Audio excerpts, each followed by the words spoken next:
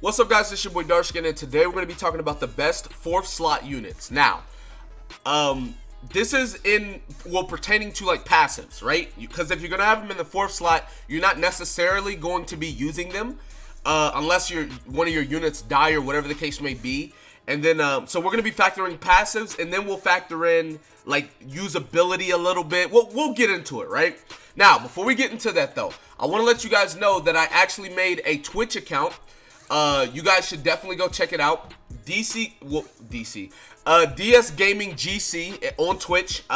Follow me, bell notification, all that jazz, because I am going to be streaming today.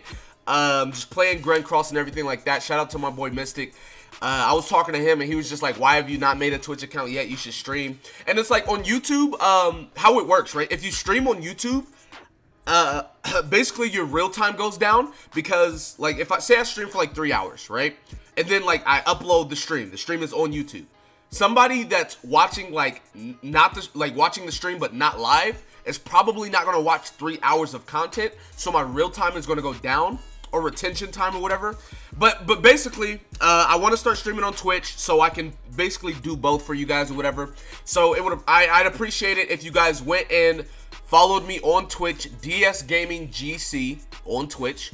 I already have my panels and everything set up, right? I already have like everything set up for my panels and stuff like that.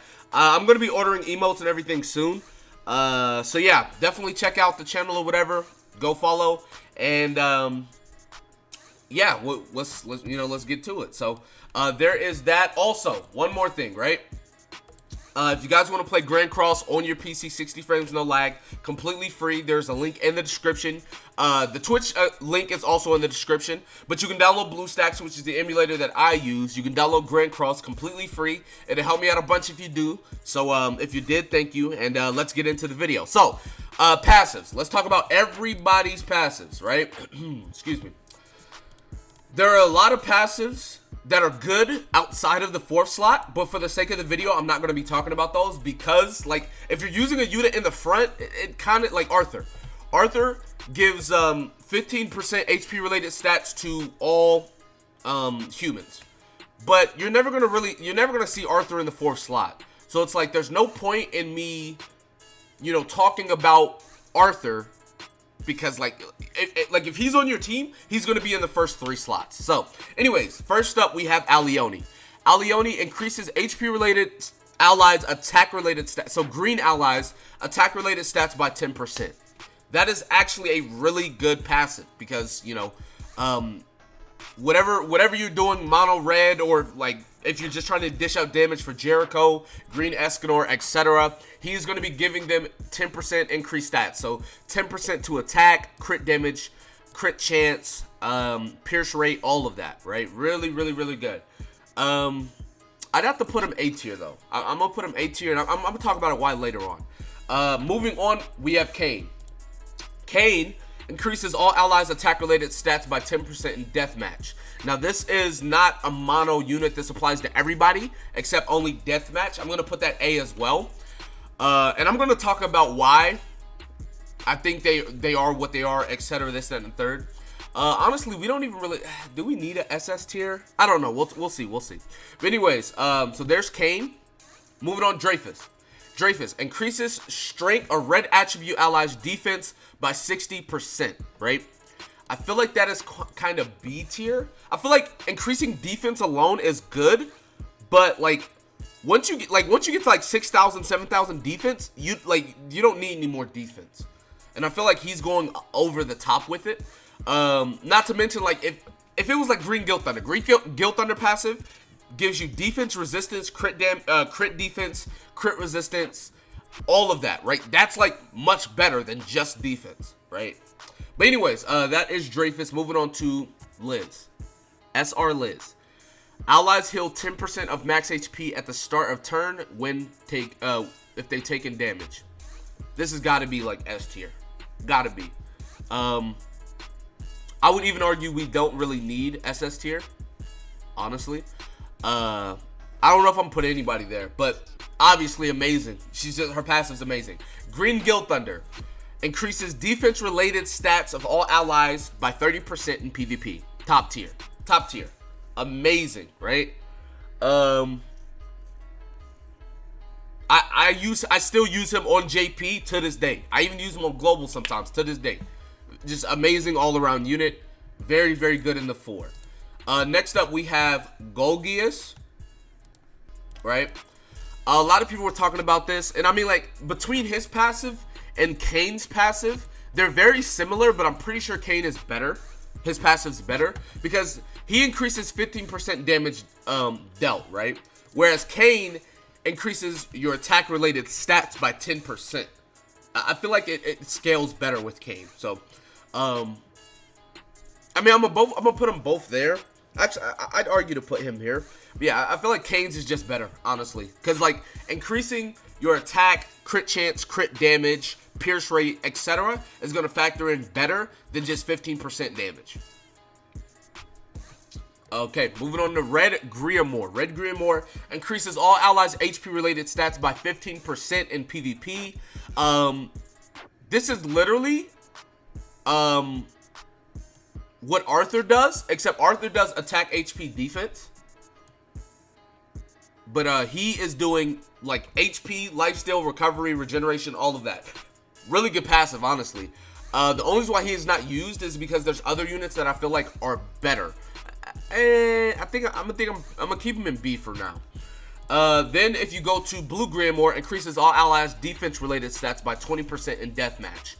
Not too crazy, but not too bad. Honestly, if you're dying a lot, he could be a unit for you, like in the 4. But I feel like it's just like, why would you take him when you could take SR Liz type of deal, you know? Guila. Now, she is not that good of a unit, but her passive is pretty decent. Increases all allies' HP-related stats by 15% in deathmatch. Also B tier. I don't think anybody's gonna be C tier, honestly. We'll see though. Moving on to Hauser. Hauser, my boy, increases human allies' basic stats by 8% in anything. Nah, he SS tier. That's SS tier passive. He's increasing like HP, defense, and attack, which is very, very good, right? That's like super good. Just very, very good passive. Yeah, I think it's safe, like fair to say he's SS tier. Like he's giving everybody 8%. Really, really good. Moving on. Red Jericho, or SR Jericho. She's giving 10% attack-related stats to red units. Put her there. She's giving 10% attack-related stats to blue units. We're gonna put her there. Jillian is giving. Hold on, let me, because I got it pulled up. If you guys don't know, well, if you guys don't know, it's fine. Let me go back to it. All right, Jillian.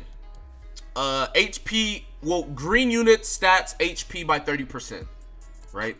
This also pretty good.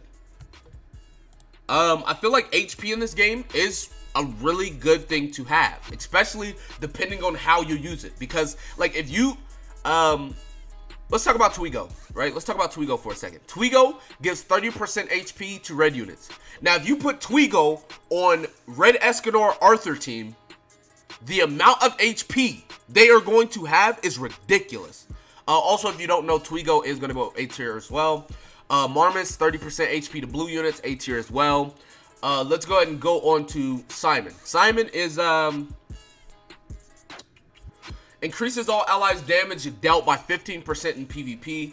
I feel like it's cool, but it's like, I feel like he becomes not as good simply because it's PvP, right? And in PvP, you kind of got to come out at some point unless you're like just like super stomping units, right? So yeah, I have him there. Ruin decreases all allies' damage taken by 20% in deathmatch. I feel like that.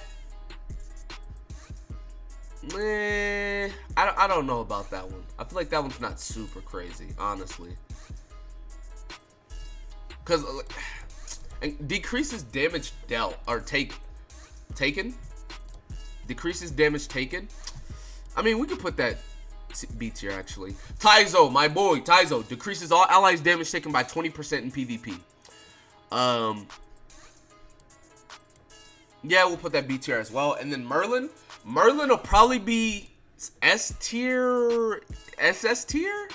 I feel like she's S tier, but because of how she works, she becomes SS tier for the simple fact, like ult rush is just disgusting. Like, y'all can't tell me ult rush is not nasty in this game. Honestly, I don't think there's any C tier. Like, C tier is like under good. I feel like B would be where good is, and C tier is under good. And I feel like all of these in the 4th slot are good passives, honestly. So, but yeah, that is my like passive tier list for the 4th slot. If you guys want to know who to run, I run Merlin in PvP. You could also run him in PvP. I run her in every demon. I run her in every single demon. Now, once I get my team super built to where I don't need healing, I'm gonna switch her out for Cain on Red Demon and Gray Demon. But I'm gonna keep her on Crimson Demon. Crimson Demon just hits too hard. So yeah, the ones that I use, I might put him up here actually. I feel like Cain's just so good because it's not like type specific. But like, yeah, I use Merlin PvP. If I don't use Merlin PvP, I'm using Green Guild Thunder. And then I use her for every demon. And then if I'm not using her for the demons, I'm using Cain. And then like, he's just super good for humans, which humans is one of the best teams in the game, right? Between Arthur, Jericho, Bond, Guild Thunder, and him, like, that's amazing. And then not to mention Escanor is gonna, like, Red Escanor is a human as well. He's just top tier. So yeah, these are the passives. These are my opinion. But anyways, that's going to be it for this video. Be sure to give it a like, subscribe to the channel if you're new, comment down below. Tell me what you guys think in the comment section below. That being said, I will see you guys next time. Peace.